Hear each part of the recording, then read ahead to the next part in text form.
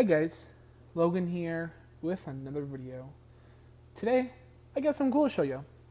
This is the last of my Morse costumes prototypes. This is the Hanging Howling Phantom.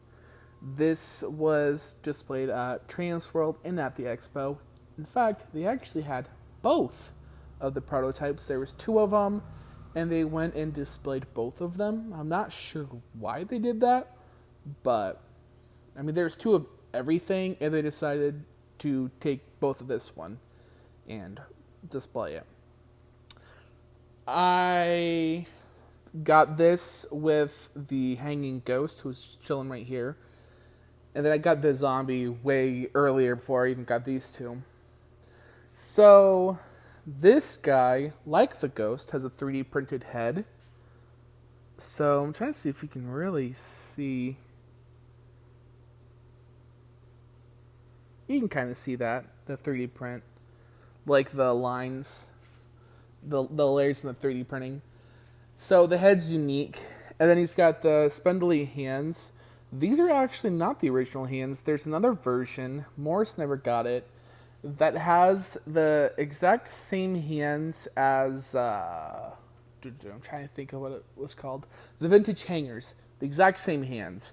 It's on the stock photo, so I wonder if it's going to be changed on the produced ones, or if it was just changed from the original prototype to these ones. I'm not sure what happened there, but the ones that Morse had all have these hands, but the one on the stock photo has the phantom hands, basically, if that makes sense. So, weird difference right there. So, this guy has one continuous track, doesn't have multiple like the ghost does. So he's basically like the zombie, and this in the sense that it's just one spooky track. And I think the track's really cool. His eyes light up white, and the eyes on this guy are blinding. The LEDs are super duper bright, which is really cool. I like that they made them that bright. My fear, though, is if they keep them that bright, that it's just going to illuminate the entire plastic head on them, because I'm sure they're going to be like a blow mold plastic on the produced ones. And it's going to make them look really dumb in the dark. So I'm a little bit concerned about that. So we're going to go up close, and we're going to look at this sculpt. He's got a more of a bluish gray color than the white that the ghost had. And it's not like the typical wraith style. It is more of a ghoulish appearance. It resembles more of the 15-foot phantom that I have. So, and I think it's really cool looking, and I like the gray blue scale. The hands are the same way. And he's got a lot of chips and scuffs on him, because these are hand painted. These aren't factory painted, and I think the factory ones have a sealant put on them, or the paint's just stronger. Also, sorry, I haven't painted today, so my hands look terrible. But they do tend to chip a lot easier than even the face. Like I hate that I have to always manually adjust. Like the nose right there is chipped as well. So, like the ghost and the zombie, when he was at Transworld, they had the volume turned like pretty low, almost completely all the way down. So you really couldn't hear it. I obviously have it turned all the way up, and all the way up they're super loud. And you kind of know the gist about prototypes. It's not going to look exactly like this. It's not going to look nearly as nice. All the features on it might not be the same, so it might not have the volume control. It might have the adapter port. It might not have the adapter port.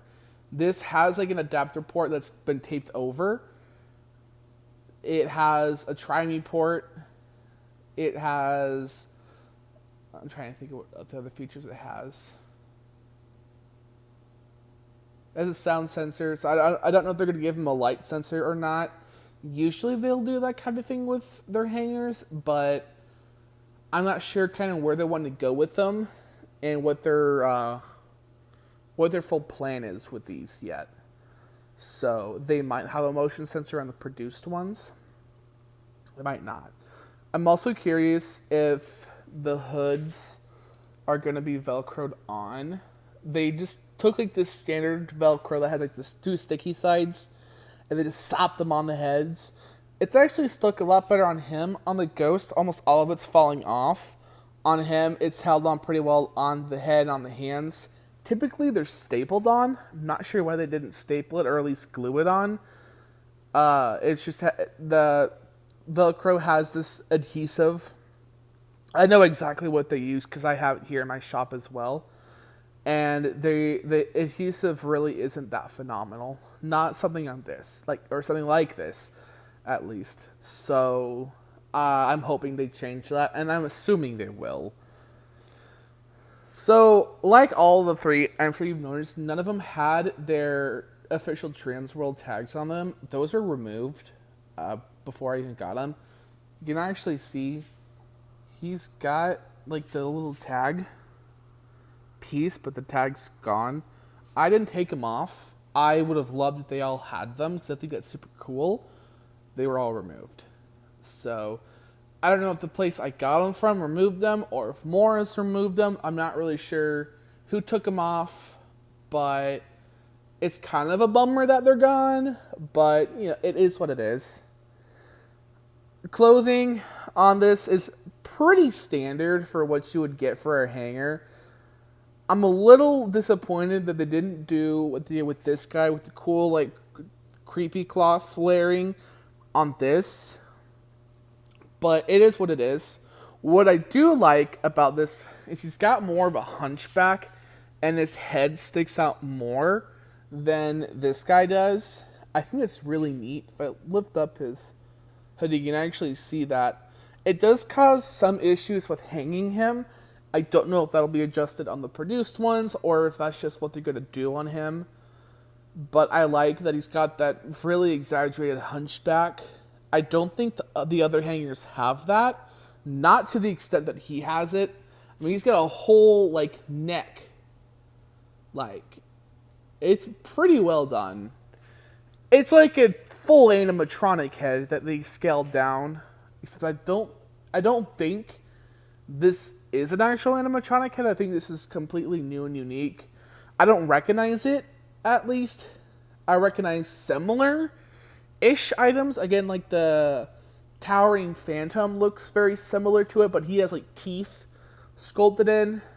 And it's, the face is wider, and it doesn't look to the scale of this. But nonetheless, I still think it's cool. I still think it's a really cool prop. The audio track I think is really neat. It's not my favorite out of the two. I prefer the Ghost or the Zombie over this one, but I still think this one's really cool. I do 100% plan on getting the produced one as well, you know, to compare and contrast them. I also love Ghost and Ghouls, especially SVIs. I think they do a really good job with them, and I think they do really cool designs. I don't think they look really generic, if that makes sense. Kind of like, you know, Sunstars. I like that they don't do... I'm so sorry. It's literally 5 a.m. for me. When recording this. I like that they don't do sheet ghosts. They do, like, these really cool, sculpted, like, old, wrinkly, like, thinned out faces. I mean, they have done some sheet ghosts in the past, but they mainly do stuff like this, and I appreciate that. So, I'm going to go in, and obviously we're going to have to tap his head, and he'll see him in action.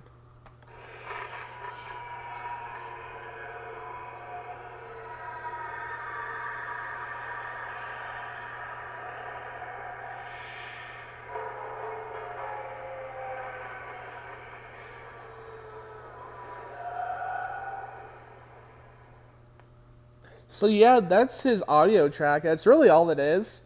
I think it's really neat. Really spooky. Again, classic Halloween. Classic SVI, really. I love how bright the eyes are. Again, my main concern, though, is all the produced ones.